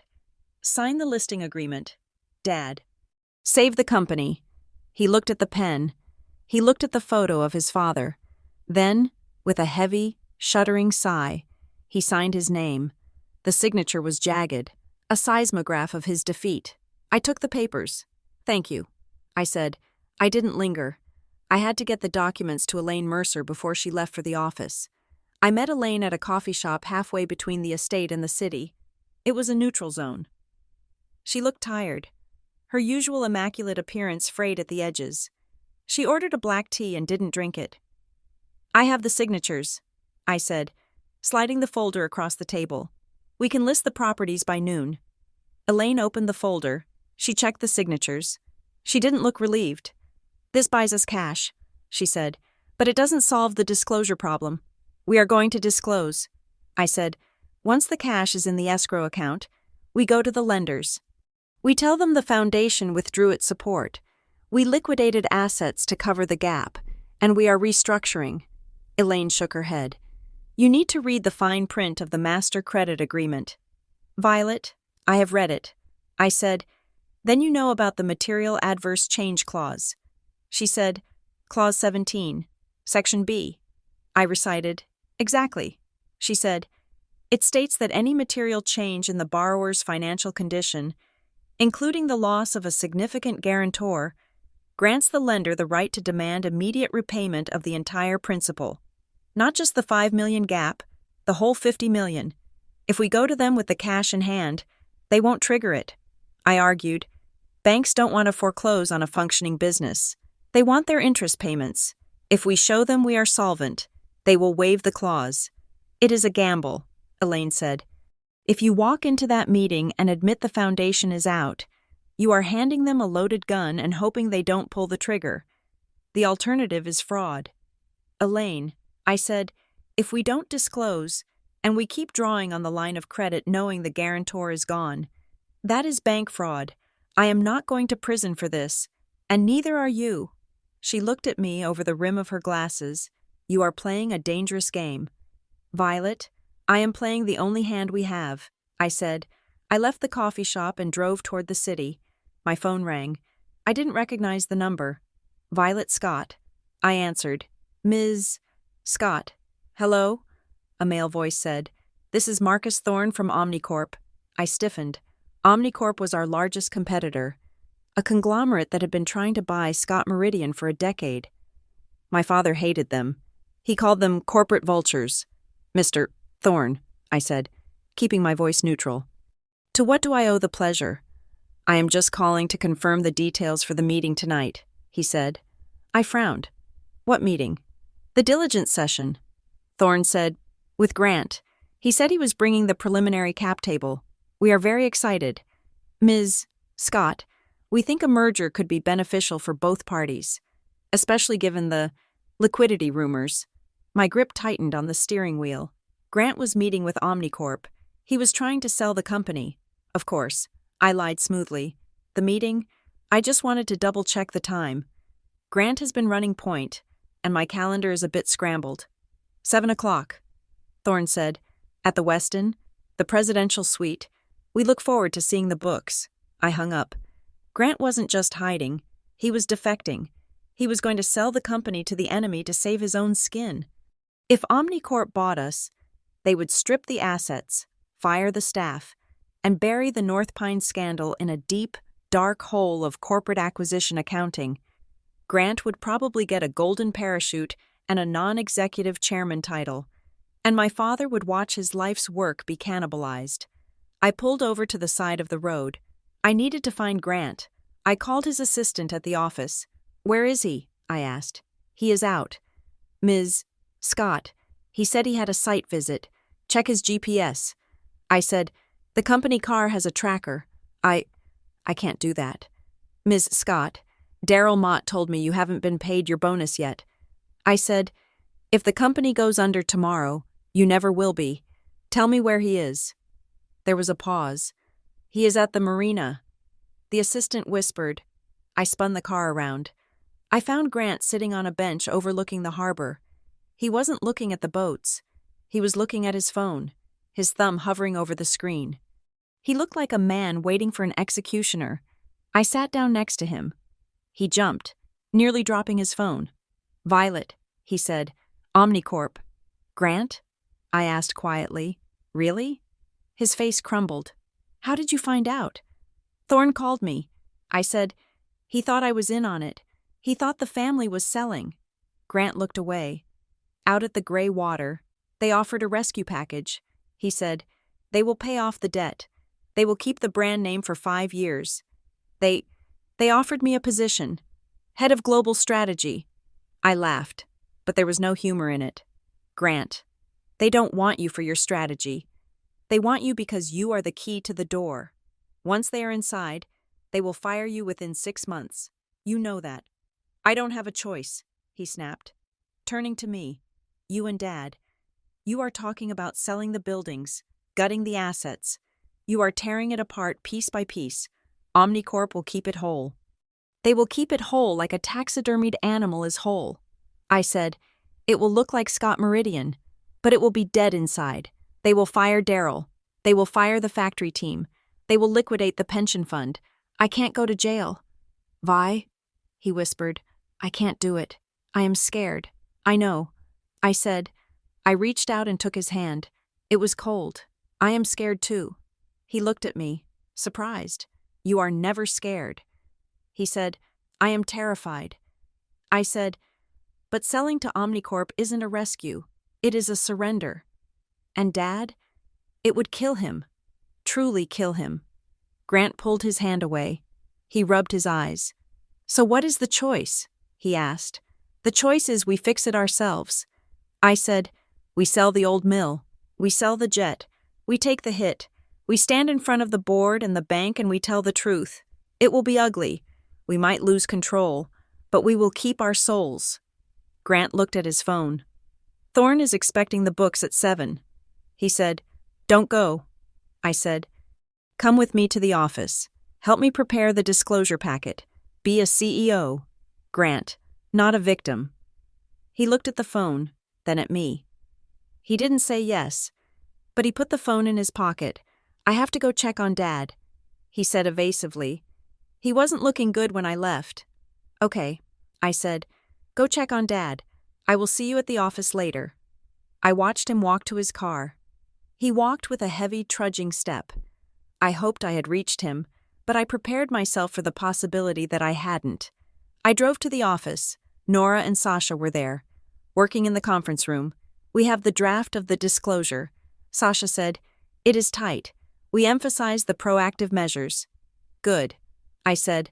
My phone rang again. It was the landline from the estate. I picked it up. "Violet Scott." "Miss Violet?" It was the housekeeper. "Mrs. Higgins." Her voice was shrill, panic-stricken. "What is it? Mrs. Higgins?" "It is your father. He collapsed in the study. Grant is with him. The ambulance is on the way." I felt the world tilt on its axis. I am coming. I drove the 20 miles to the estate in 15 minutes. When I arrived, the ambulance was already there. Lights flashing against the darkening sky, I ran inside. Paramedics were in the hallway, wheeling a gurney out. My father was on it. He was conscious, but he looked small, fragile. An oxygen mask was strapped to his face. "Dad!" I cried, running to his side. He looked at me. His eyes were wide, filled with a confusion that scared me more than pain. "Vi," he rasped behind the mask. "I am here. Dad." Grant was standing by the door. He looked ghostly pale. He was shaking. "Is he okay?" I asked the paramedic. His blood pressure spiked dangerously. The paramedic said, "Possible angina or a TIA. We need to get him to the cardiac unit for observation." I looked at Grant. "Go with him," I said. Grant looked at me. His eyes were wide with terror. I can't. I have to." "You have to what?" I asked. He looked at our father on the stretcher. He looked at the fear in the old man's eyes. And in that moment, the corporate maneuvering, the Omnicorp deal, the rivalry, it all fell away. "I will go," Grant said. "I will ride with him." He climbed into the back of the ambulance. As the doors closed, he looked at me. "Fix it, Vi," he mouthed. I stood in the driveway as the siren wailed into the distance. I wanted to go with them.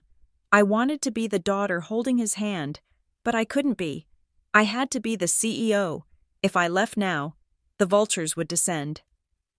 I got in my car and drove back to the office. The board had called an emergency meeting for 8 o'clock. Word of the foundation's indictment had hit the news. The sharks were circling. I walked into the boardroom at 7:55. The room was full. 7 men and 2 women. The titans of industry my father had handpicked.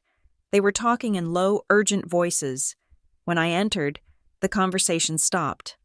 "Violet," said Charles Vance, the lead director. He was a tall man with silver hair and a face carved from granite. "We were expecting your brother. Grant is at the hospital," I said, setting my briefcase on the table. "Malcolm has had a cardiac event." A murmur of shock went around the room.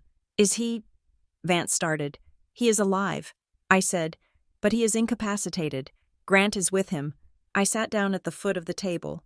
"So you have me," I said. Vance looked at the other directors. He cleared his throat. "Violet, this is an executive session. You are, well, technically, you are a guest. You hold no voting power." "I know," I said. I opened my briefcase and pulled out the disclosure packet. "But I hold the truth, and I think you will want to hear it before you vote on anything." Vance frowned. "What truth?" I stood up. I didn't use notes. I spoke from the timeline I had burned into my brain. "The company is insolvent," I said. Silence. Absolute, suffocating silence. "We have been dependent on a $5.1 million backstop from a shell company called North Pine Holdings." I continued. "That shell company was funded by the Meridian Foundation. As you know from the news, the foundation's assets are frozen. The backstop is gone." Vance's face turned purple. "Are you telling us," he said, his voice rising, "that Malcolm was using the charity to prop up the balance sheet? I am telling you that the liquidity you saw in the quarterly reports was an illusion."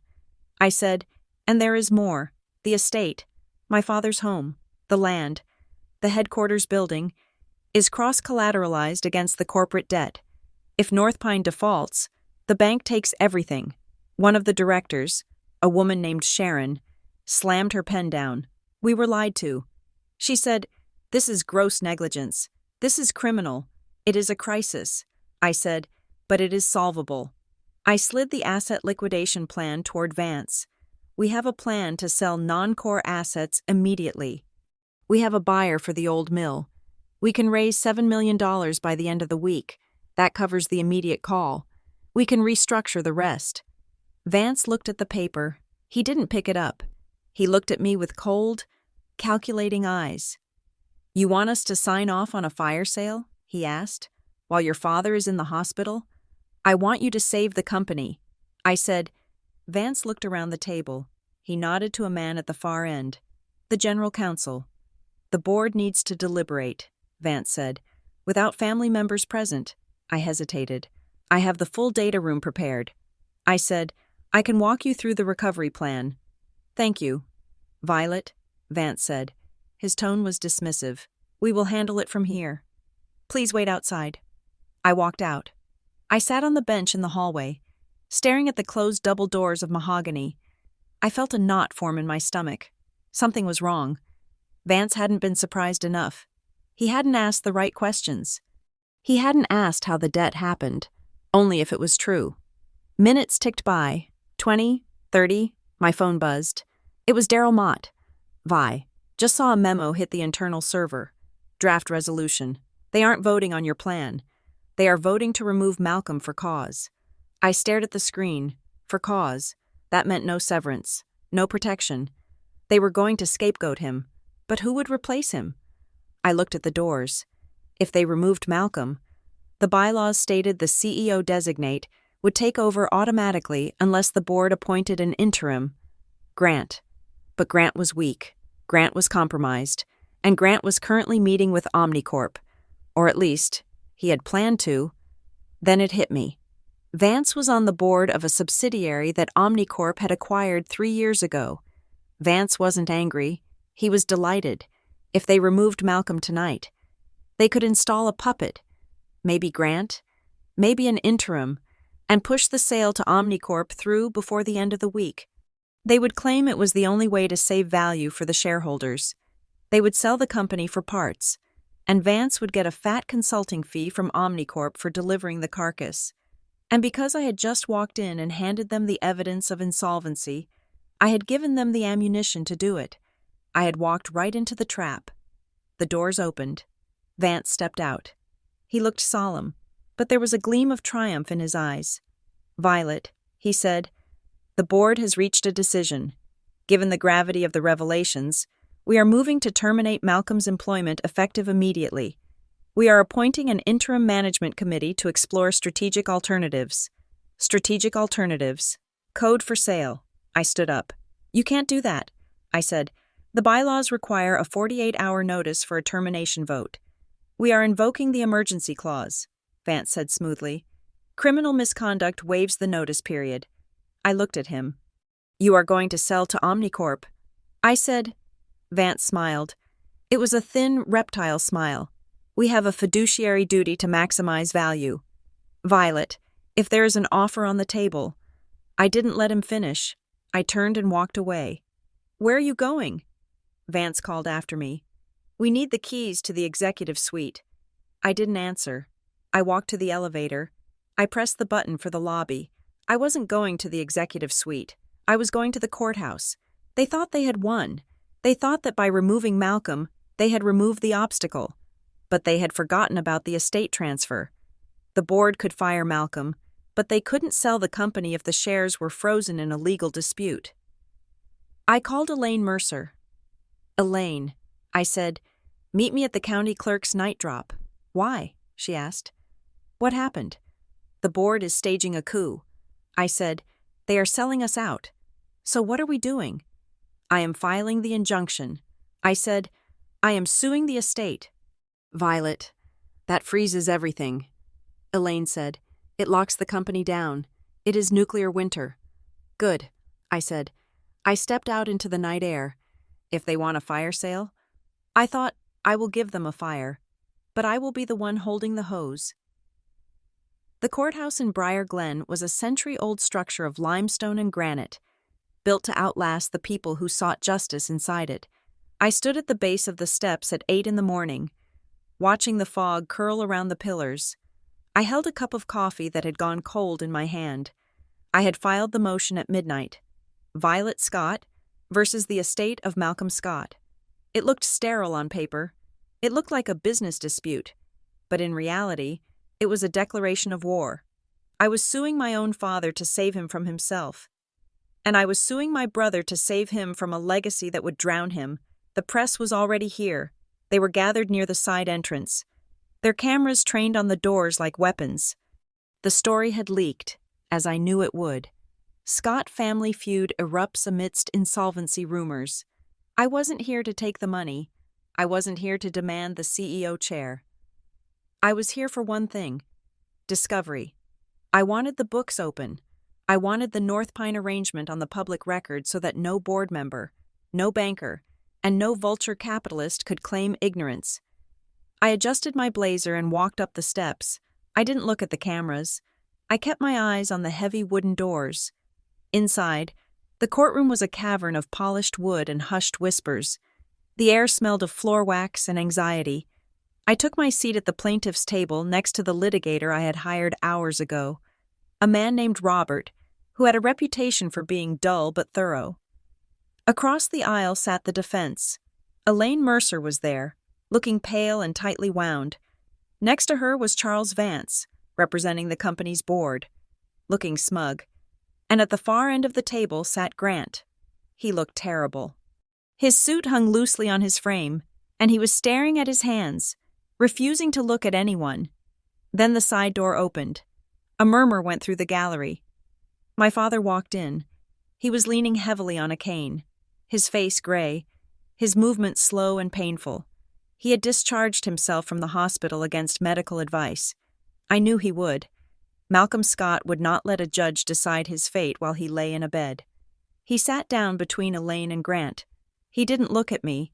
He looked straight ahead at the judge's bench, his jaw set in a line of stubborn pride. The judge, the Honorable Eleanor Davis, entered the room. She was a woman known for her impatience with corporate theatrics. "All rise," the bailiff called out. We stood, we sat. The climax of 30 years of family history began with the rustle of papers. "Ms. Scott?" Judge Davis said, looking at me over her reading glasses. "You are petitioning for an emergency injunction to halt the transfer of assets within the Scott estate and to freeze the voting shares of the Scott Meridian Group. This is an extreme measure. The burden of proof is on you to show that irreparable harm will occur without this order." I stood up. My voice was steady, though my knees felt like water. "Your Honor," I said, "the estate in question is not a solvent asset. It is the collateral for a $50 million corporate liability that is currently in default. The transfer of these assets to my brother, Grant Scott, without the disclosure of this liability, constitutes fraudulent conveyance. It places him in legal jeopardy and defrauds the creditors of the company. I didn't say my father is a liar. I used the language of the law." I heard a scoff from the defense table. It was Vance. "Mr. Vance," Judge Davis snapped, "control yourself." Vance stood up. "Your Honor, this is a frivolous suit brought by a disgruntled heir who was cut out of the will. Ms. Scott is attempting to weaponize the court to force a settlement. The company is stable. The estate plan is valid." "Is the company stable?" the judge asked. She picked up the binder I had submitted as evidence. "I have a forensic accounting report here that suggests the company has been relying on a shell entity for liquidity for 5 years. That is an internal structuring matter." Vance said dismissively, "It is standard practice. Let's ask the beneficiary." The judge said. She looked at Grant. "Mr. Scott, please take the stand." Grant froze. He looked at Elaine. She gave him a sharp nod. "Stick to the script." Grant stood up and walked to the witness box. He looked young, painfully young. He sat down and gripped the railing until his knuckles turned white. "Mr. Scott," the judge said, "were you aware, when you accepted the designation as sole heir, that the properties you were inheriting were leveraged to secure the corporate debt?" The room went silent. The reporters in the back row leaned forward. Grant opened his mouth. He closed it. I watched him. I willed him to be brave. "Just tell the truth." "Grant, it is the only way out. Grant started. His voice cracked. He looked at our father. Malcolm was staring at the table, his hand gripping the cane. He wasn't looking at Grant with anger. He was looking at him with a terrible, resigned sadness. Grant looked at me. I gave him a small, imperceptible nod. "No, Your Honor," Grant said quietly. "Speak up." "Mr. Scott," the judge said. "No," Grant said, louder this time. "I didn't know." A ripple of shock went through the defense table. Elaine closed her eyes. "You didn't know?" the judge asked. "You are the CEO designate. I was told it was a consolidation," Grant said. The words started tumbling out of him, fast and breathless. "My father and Ms.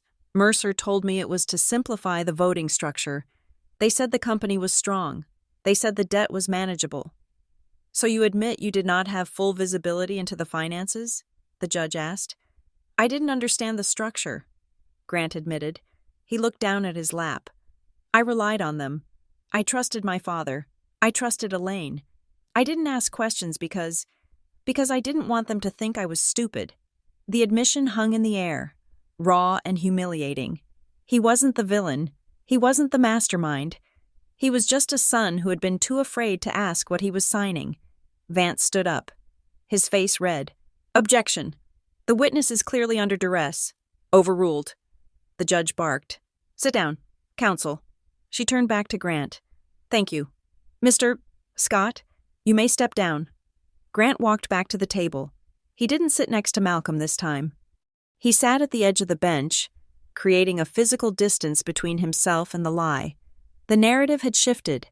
It wasn't a war between siblings anymore. It was a revelation of systemic deception. Ms.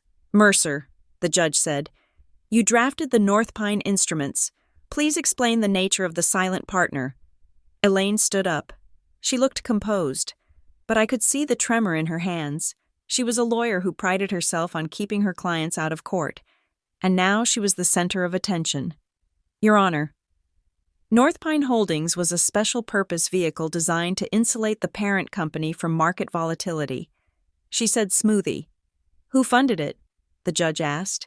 It was funded by private placement, Elaine said.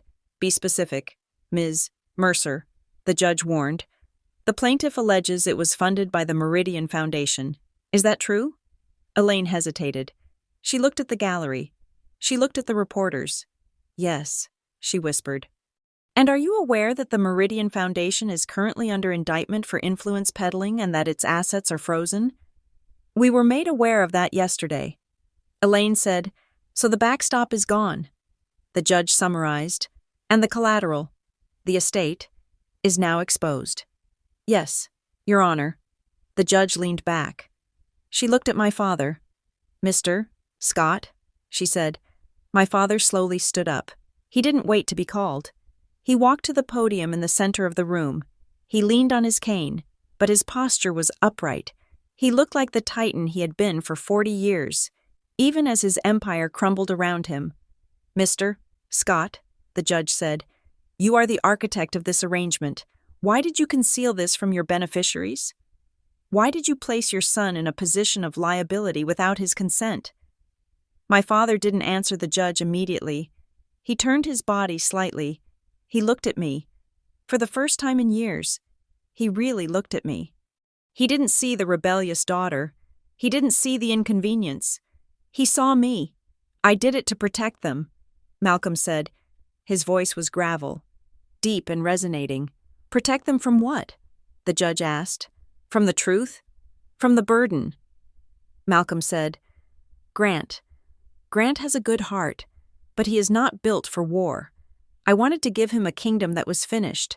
I wanted to patch the walls so he wouldn't have to worry about the wind. And your daughter? The judge asked.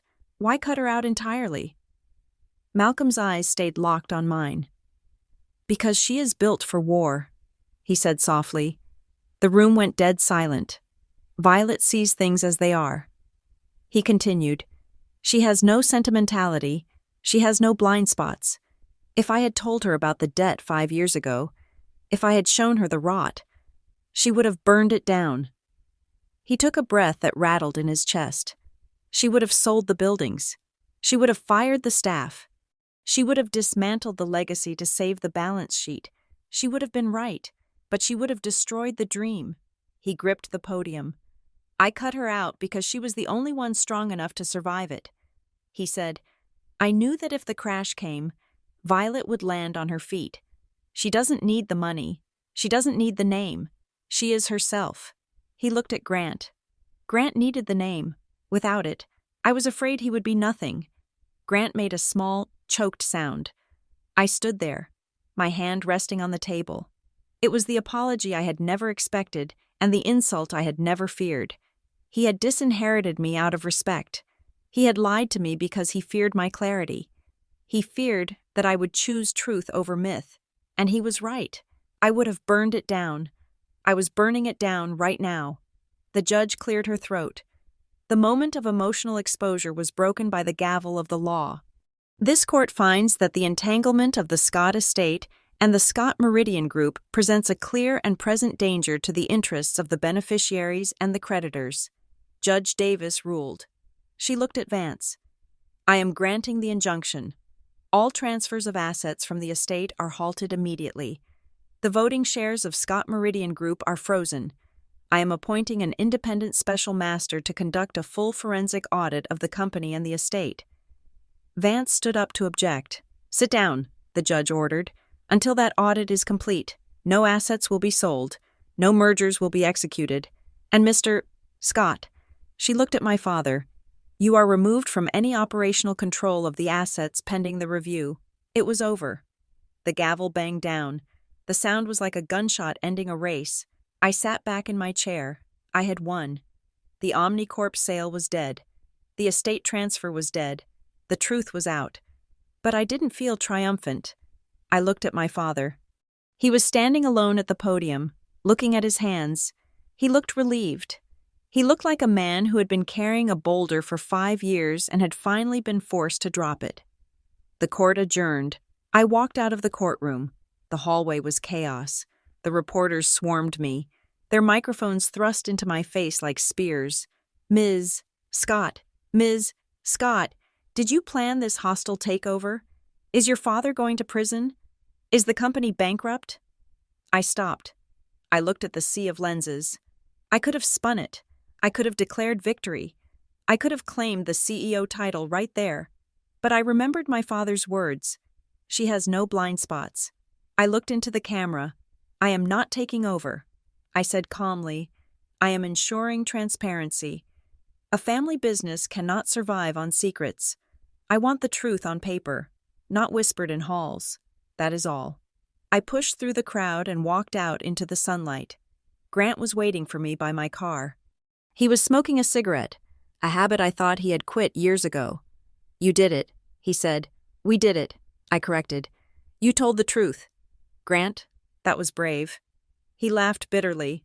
"I told the judge I was an idiot, not exactly a resume builder. It was honest," I said, "and honesty is the only thing that has value right now." He flicked the cigarette onto the pavement. "So what happens now? The special master tears us apart?" "We restructure." I said, "We work with the auditor. We sell the old mill. We pay the debt. It will be smaller." "Grant, we won't be a titan anymore, but we will be clean." He looked at me. "Dad was right. You know, you are the only one who can survive this. We will survive it together." I said, "If you want to." He looked at the courthouse, where Malcolm was still inside with Elaine. "I need to think," he said.